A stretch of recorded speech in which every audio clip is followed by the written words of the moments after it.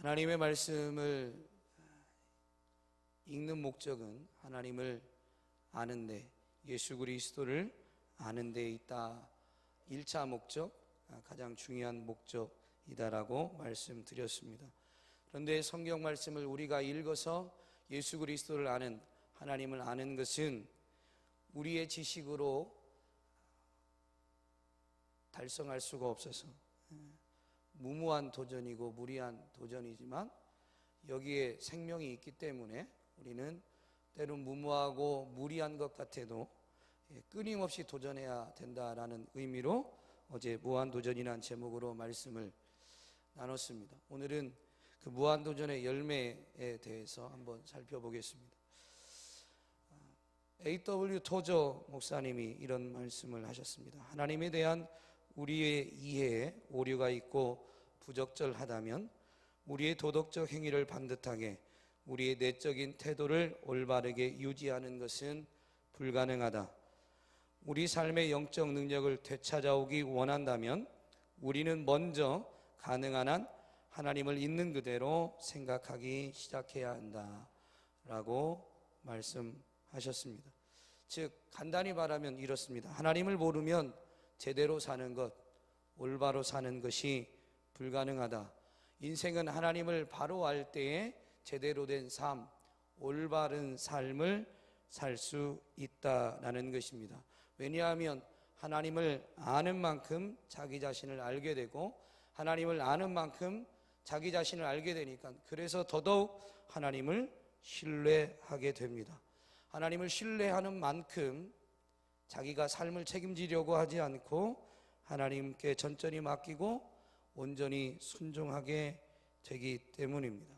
그래서 어제 말씀을 읽으면서 예수 그리스도를 알고 하나님을 아는 것이 가장 중요한 이유는 하나님을 바로 알면 순종하는 삶은 뒤따라오는 것이다 라고 말씀드렸습니다.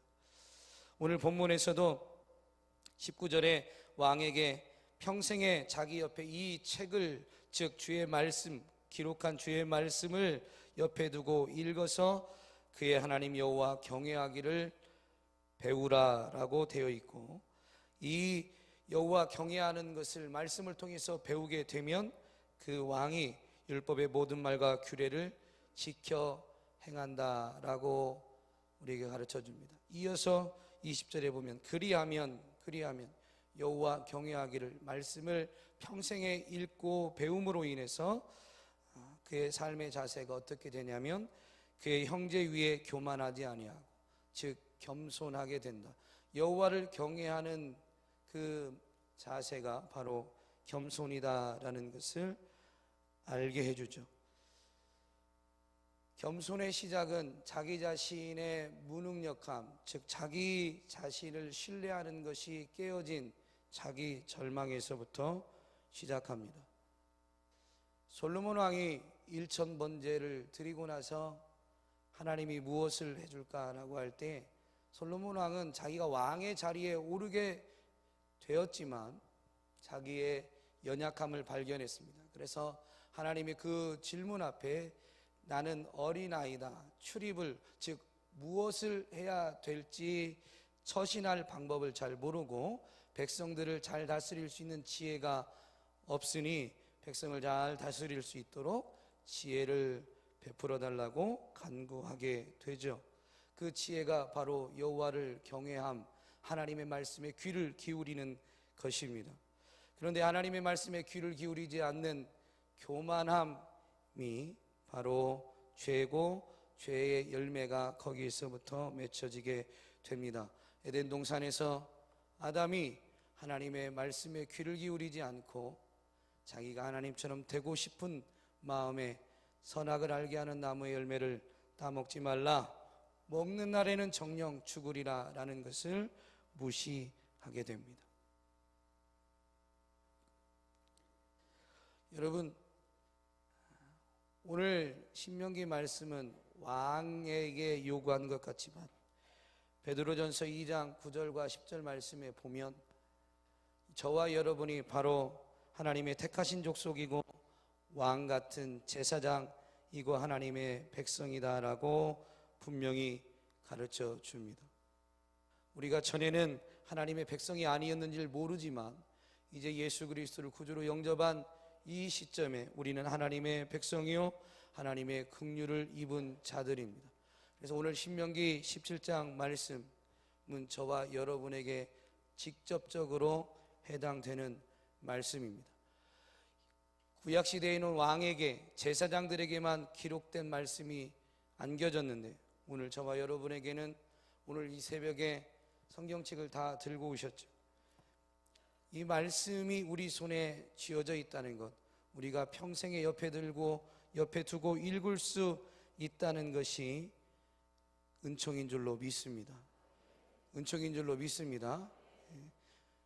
옆에 둘 수 있다는 것은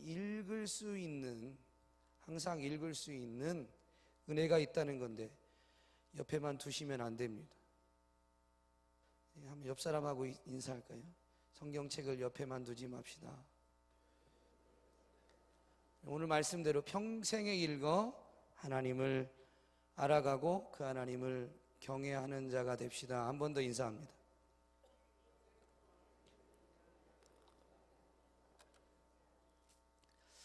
그런데 왕에게 이것을 요구하면서 금한 것이 그 앞부분에 나옵니다. 왜냐하면 그런 것들이 하나님의 말씀을 가까이 하는 것을 회방하기 때문입니다. 금해야 될 것 세 가지가 나오는데 16절에 보면 병마를 많이 두지 말라, 병마를 많이 얻으려고 백성들이 애굽으로 돌아가게 하지 말라라고 가르쳐 줍니다. 한 나라의 왕이 나라를 지키고 잘 다스리기 위해서 필요한 것 중에 하나는 바로 군사력일 것입니다. 그런데 그 병거와 말을 많이 두지 말라라고 합니다. 왜냐하면 하나님의 나라, 하나님의 백성은 그런 힘에 의해서 지켜지는 것이 아니고 그 주인된 하나님이 직접 지키시기 때문입니다. 17절에 보면 아내를 많이 두지 말라라고 가르쳐 줍니다. 고대 사회에서 왕의 아내는 한 나라와 한 나라 간의 동맹 관계를 위한 청약 결혼이 많았습니다. 그러니까 인간적인 방법으로 외교력으로 국가를 지키려고 하지 마라, 다른 나라를 의지하지 말라라는 것입니다. 17절 또 후반부에 보면 자기를 위하여 은금을 많이 쌓지 말라. 한 나라의 안전, 한 나라의 평안, 한 나라의 행복은 은금에 있지 않습니다. 하나님의 은혜를 주실 때 평안은 누려지는 줄로 믿습니다. 한 나라뿐만 아니라 개인적으로도 적용할 수 있을 것입니다.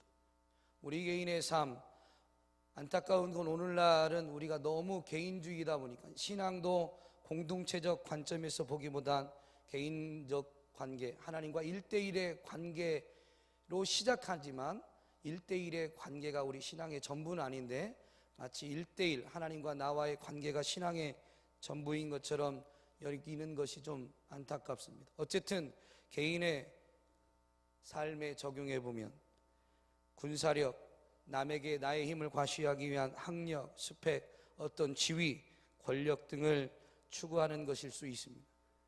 또한 정략결혼, 다른 사람과의 관계, 인맥이죠. 인맥을 통해서, 즉 사람들의 후원, 지지, 인기를 통해서, 그래서 그것을 사람들의 마음을 얻기 위해서 외모를 가꾸는 것. 오늘날 현대사회의 사람들이 자기의 삶을 지키기 위해서 자기가 부여잡는 것이 아닌가 생각됩니다. 또한 마지막으로 돈은 두말할 것 없을 것입니다. 이런 것들을 의지하기 시작하면 하나님을 경외하는 마음이 싹트지 않고 말씀을 가까이 할 수가 없습니다. 이런 것들을 필요로 하지 않는다라는 의미가 아닙니다. 우리가 진정으로 의지하는 것이 이런 것이 아니고 하나님이 되어야 된다라는 것입니다. 그러면 그 하나님을 더 찾고 하나님을 알아가고자 하는 마음, 그래서 주의 말씀을 부여잡고 또 그 말씀대로 살아가고자 기도하게 되는 줄로 믿습니다. 좀 전에 솔로몬 왕을 말씀드렸지만 그의 시작은 참 아름다웠지만 그의 마무리가 너무 안타깝죠. 솔로몬 왕이 여호와를 떠난 그 일들이 열왕기하 11장에 나오는데 10장 14절부터 29절에 보면 솔로몬이 은금과 병거와 마병을 많이 두었습니다. 심지어 되팔 만큼 굉장히 많이 두었습니다. 그리고 열왕기상 11장 3절에 가면 그가 얼마나 많은 아내를 두었는지 후궁이 700명, 첩이 300명, 그의 여인들이 왕의 마음을 나중에 돌아서게 했다라고 명확히 가르쳐 줍니다. 그런데 우리 하나님의 그 은혜가, 하나님의 열심이 솔로몬이 마음을 돌이킬 때 그냥 내버려 둔 게 아닙니다. 9절에서 11절 말씀에 보면 솔로몬이 마음을 돌려 이스라엘 하나님 여호와를 떠날 때에 여호와께서 그에게 진노하셔서 하셨다라고 되어 있는데, 그 이어서 나오는 말씀에 보면 여호와께서 일찍이 2번이나 그에게 나타나시고 이 일에 대하여 명령하사 다른 신을 따르지 말라 하셨음에도 불구하고 솔로몬이 여호와의 명령을 지키지 않았다라고 명확히 가르쳐 주시고, 그로 인해서 그동안 부귀영화를 누렸던 솔로몬의 왕국은 그의 신하에 빼앗기고 두 나라로 나뉘어지게 된 것을 말씀해 주십니다. 자기가 세상을 의지하고 자기 지혜를 의지하게 될 때에 지켜질 것 같았던 그의 나라, 그의 삶은 결국 빼앗기게 되고 나뉘어지게 된 것입니다. 히스기야 왕도 물론 하나님을 경외하고 하나님을 의지할 때의 모습도 살펴보겠지만 열왕기하 20장 12절에 보면 이렇게 시작하더라고요. 그때에 라고 되어 있는데, 이 그때에 이 앞부분에 어떤 사건이 있냐면, 이 히스기야가 병이 들었는데 하나님 앞에 기도함으로 인해서 하나님께서 고쳐주시겠다라고 약속해 주시고 이사야를 통해서 하나님이 고쳐주시겠다는 그것을 징조를 통해서 보여줄 것인데, 해가 앞으로 15도 나아갈 것인지 뒤로 15도 물러갈 것인지, 근데 15도 나아가는 것보다는 이미 이만큼 진행해왔던 해가 다시 뒤로 돌아가는 게 더 어려운 일이니까 그걸 징조로 구하게 되는데, 그 징조가 그대로 이루어졌습니다. 즉 하나님이 히스기야의 기도를 들으시고 그의 질병을, 죽을 병에서 그를 고쳐주셨다라는 것입니다. 엄청난 은혜를 입은 것이죠. 죽을 병에서 치유받았는데 그때에 라는 것입니다. 그때에 이 히스기야가 병들었다는 이제 소식을 전해들은 바벨론의 왕 브로닥 발라단이 위문하죠, 병문안을 오게 되는데, 그의 병문안 왔을 때에 히스기야가 자기 왕궁의 모든 것들을, 보물을 보여주고 자기의 힘을 자랑합니다. 하나님이 주신 것인데 자기 것인 양 자랑하게 되죠. 그로 인해서 그 교만함이 하나님의 은혜를 가장 크게 어떻게 보면 가장 크게 입었던 그 순간, 하나님의 은혜가 아닌 자기 자신을 과시함으로 인해서 이사야 선지자를 통해서 이런 책망과 이런 일의 결과를 예언받게 됩니다. 이사야가 히스기야에게 이르되 여호와의 말씀을 들으소서.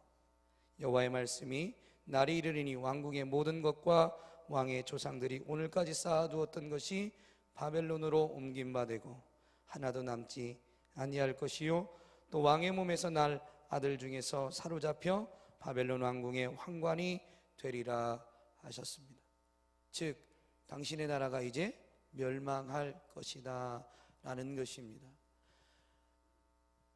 하나님이 은혜로 히스기야에게 나라를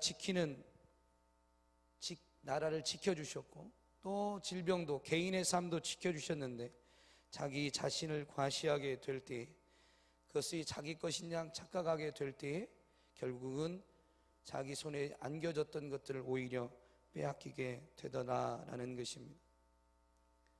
반대로 이 세 가지를 멀리하면서 하나님의 말씀을 가까이 하고 하나님을 경외했던 왕들이 있습니다. 가장 대표적으로 다윗 왕을 들 수 있겠죠. 다윗 왕의 무수히 많은 삶의 행적들을 그냥 다윗 왕이 기록했던 시편 중에 시편 시 23편을 통해서 우리는 확인할 수가 있습니다. 여호와는 나의 목자시니 나오는데 한번 같이 고백해 볼까요? 시작.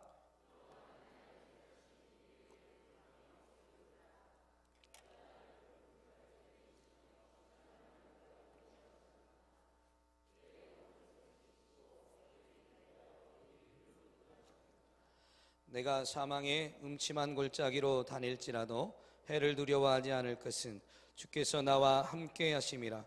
주의 지팡이와 막대기가 나를 안위하시나이다. 주께서 내 원수의 목전에서 내게 상을 차려주시고 기름을 내 머리에 부으셨으니 내 잔이 넘치나이다. 내 평생의 선하심과 인자하심이 반드시 나를 따르리니 내가 여호와의 집에 영원히 살리로다. 아멘. 아멘. 여러분, 천국은 예수 믿어서 가는 게 아니고요, 하나님이 나의 목자 되심을 알고 삶의 자리에서 그분의 인도하심, 보호하심을 누리면서 때로는 사망의 음침한 골짜기로 다니는 것 같은 인생의 역경이 있을지라도 거기에서도 주께서 지팡이와 막대기로 안위하시는 것을 누린 사람만이 이 땅을 통과해서, 광야길 같은 이 땅을 통과해서 하나님의 집에 영원히 사는 은혜를 누리게 되는 줄로 믿습니다. 이 땅을 사는 동안 우리는 여전히 실수하고 넘어질 수 있습니다. 하나님의 말씀을 가까이 하지 못하고 하나님의 말씀을 벗어날 때가 있습니다. 다윗 왕이 그랬습니다. 그런데 여러분, 그때에 하나님이 솔로몬에게도 나타나셨던 것처럼 다윗 왕에게도 나단 선지자를 통해서 그의 범죄함을 지적하여 주셨습니다. 그런데 그때 다윗 왕이 어떻게 했는지 아시나요? 시 51편에 보면 철저히 회개하죠. 그런데 그 철저히 회개하면서 그가 유일하게 하나님 앞에 간구하는 게 있습니다. 시 51편 11절에 보면 나를 주님 앞에서 쫓아내지 마시고 주의 성령을 내게서 거두지 마옵소서. 여러분, 하나님을 경외하는 사람이 가장 두려운 것이 뭐냐면, 나는 실수하고 넘어질 수 있고 그래서 언제든지 죄질 수 있는데 그로 인해서 하나님으로부터 쫓겨나는 것, 하나님으로부터 멀어지는 것, 하나님이 부어주셨던 그 인치셨던 주의 영을 거두어가는 것이 가장 큰 두려움인 거예요. 이것이야말로 하나님이 나와 함께 하시는 것이야말로 하나님의 영이 우리에게 부어져서 하나님의 영이 우리를 다스리실 때야만, 그때만이 우리가 세상을 이기는 때요, 우리가 세상을 다스리는 때인 겁니다. 그리고 우리의 삶이 지켜지고 우리의 삶의 안전이, 평안이 누려지게 되는 때인 것입니다. 은금에 있지 않습니다.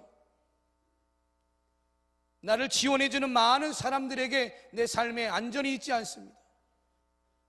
어떤 힘이, 군사력이 내 삶을 보호해 주는 게 아닙니다. 하나님이 지키십니다. 하나님이 지키십니다. 하나님이 지키십니다. 그래서 여호와를 경외하는 자는 그래서 그를 더욱 사모하고 그에게 더 가까이 가고자 몸부림치고, 문제가 있을 때마다 그의 지팡이와 막대기로 나를 안위해 주실 것을, 나를 인도해 주실 것을 간구하게 되는 것입니다. 여러분, 그래서 말씀을 가까이 하고 말씀을 읽는 것이 중요합니다. 그로 인해서 우리가 여호와를 경외하는 것을, 여호와를 사모하는 것을, 여호와를 신뢰하고 의지하는 것을 더욱 배울 수 있기 때문입니다. 역대하 14장에 가면 아사 왕이 나옵니다. 구스 사람 세라가 군사 100만 명, 병거를 300대를 가지고 쳐들어왔는데 자기의 힘으로, 그 유다의 힘으로 이 100만 군대, 병거 300대의 그 엄청난 군사력으로 쳐들어오는 그들을 이길 수 없어서 아사 왕이 그렇게 기도하죠. 약한 자와 강한 자 사이에서 주밖에 도와줄 리가 없사오니 우리 하나님 여호와여 우리를 도우소서. 우리가 주를 의지하오며 주의 이름을 의탁하옵고 이 많은 무리를 치러 왔나이다. 여호와여 주는 우리 하나님이시오니 원하건대 사람이 주를 이기지 못하게 하옵소서. 사람은 결코 하나님을 이길 수가 없습니다. 사람이, 아니 전 인류가 힘을 모은다 할지라도 결코 하나님을 이길 수가 없습니다. 많은 사람들이 모여서 하나님과 견주고자 바벨탑을 쌓았을 때 그 일의 결말이 흩어짐이었고 깨어짐이었습니다. 여러분, 우리가 하나님을 의지할 때 열방이 우리를 에워싸도 하나님이 그것들을 끊으실 줄로 믿습니다. 그래서 여호와를 경외할 때만이 우리의 삶은 지켜지는 것입니다. 히스기야 왕도 사실은 솔로몬처럼 시작할 때 그 전에는 그렇게 여호와를 경외하는 왕이었습니다. 아수르 군대 사내립이 18만 5천으로 이 예루살렘을 포위했을 때 히스기야가 기도하고 하나님 앞에 간구함으로 하나님께서 천사 한 영을 보내어서 하룻밤 사이에 그 아수르 군대 18만 5천을 다 멸하신 줄로 믿습니다. 우리가 하나님을 경외할 때, 우리가 하나님을 의지할 때 우리 힘으로 지켜지지 않을 것 같은 상황이라 할지라도 하나님이 우리를 지키시는 줄로 믿습니다.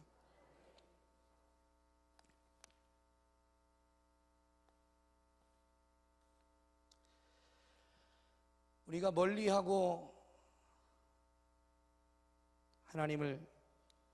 우리가 멀리해야 될 것들, 하나님을 경외하는 것을 가로막는 것들, 사실은 이것 세상으로부터 오는 것이죠.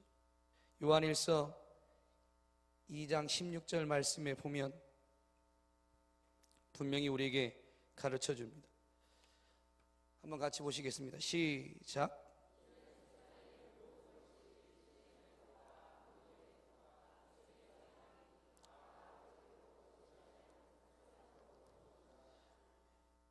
육신의 정욕, 안목의 정욕, 이생의 자랑. 우리가 세상에서 우리를 내세우고 자랑할 것, 군사력, 학력, 스펙, 지위, 권력 등과 같은 것입니다. 이생의 자랑이죠. 또한 안목의 정욕, 눈에 보기 좋은 것, 사람들의 지원과 지지, 인기를 얻고 뭔가 그들로부터 환호를 받는 것. 육신의 정욕, 돈으로 대표되는 우리 육체를 즐겁게 하고 육체를 지켜줄 것 같은 것들, 다 세상이 주는 거짓말입니다. 예수님이 인간의 몸을 입고 이 땅에 오셔서 세 가지 시험을 당하신 것이 바로 이것입니다. 첫 시험이 먹을 것에 대한 문제였죠. 마태복음 4장 3절에 나옵니다. 또한 마태복음 4장 5절에 보면 성전 꼭대기에 올라가서 뛰어내리라. 그러면 천사가 너를 받들어 안전하게 하리라. 틀린 말이 아닙니다. 그런데요, 성전 꼭대기에서 굳이 뛰어내릴 이유가 없어요. 하나님의 백성들이 성전 중심으로 살기 때문에 많은 사람들이 성전 중심으로 생활하고 있는데 성전 꼭대기인가 누군가가 올라가면 사람들이 주목하여 봅니다. 거기서 뛰어내렸는데 천사가 받들어서 상하지 않게 한다면, 그렇게 성전 중심으로 살고 있는, 그것을 바라보는 많은 사람들의 환호와 인기, 지지를 받게 될 것입니다. 또한 마지막으로 높은 산에 올라가서 천하만국과 그 영광을 보여주면서 사단에게 절하면 이것을 줄 것이다 라고 합니다. 그런데 여러분, 이 세 가지 유혹, 세 가지 시험을 우리 주님이 무엇으로 이기셨냐면 말씀으로 이기셨습니다. 말씀으로 이기셨습니다.